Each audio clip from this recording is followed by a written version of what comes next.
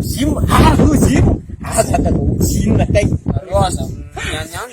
ela midratra ahitana OZYM zany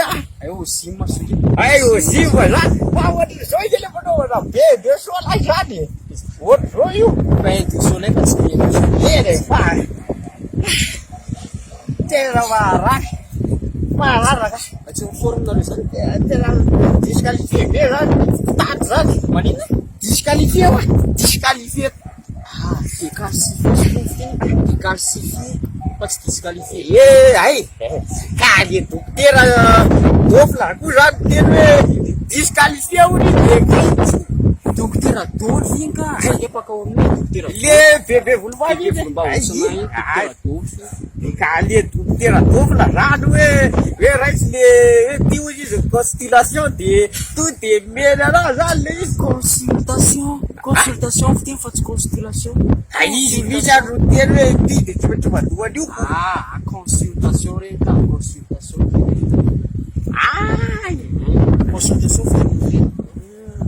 consultation zany zay ka zara avy eo mena le stylo hoe sorato eto hoe ny anaranao de stylo fiteny fa tsy stylo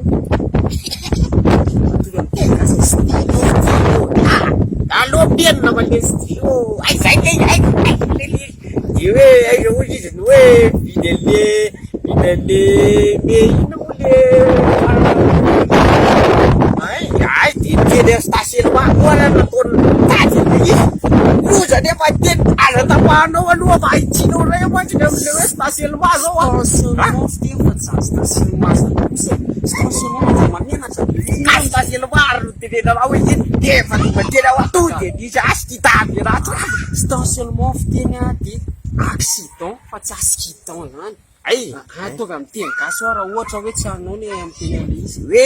inona zany zao ohatriny hoe loza fifamovozana zany nefa zany tao anatin'le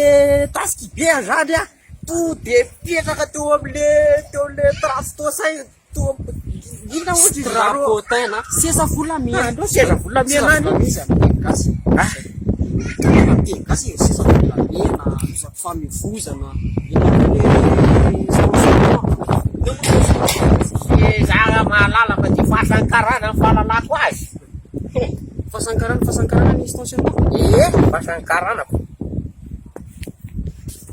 tsara fanabosina ankehitriny zany za mbola mahay an'le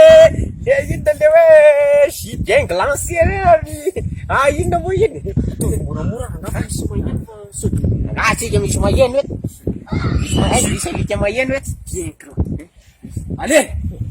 bien classé fa tsy bien classé azafady relika fa tena inona moa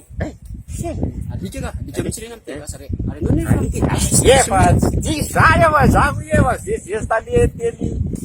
farantsay zany loha de zay teny frantsay fa tsy teny farantsay eny si ty teny gasy ty koa vola tatozy ty le farany raha ohatry zany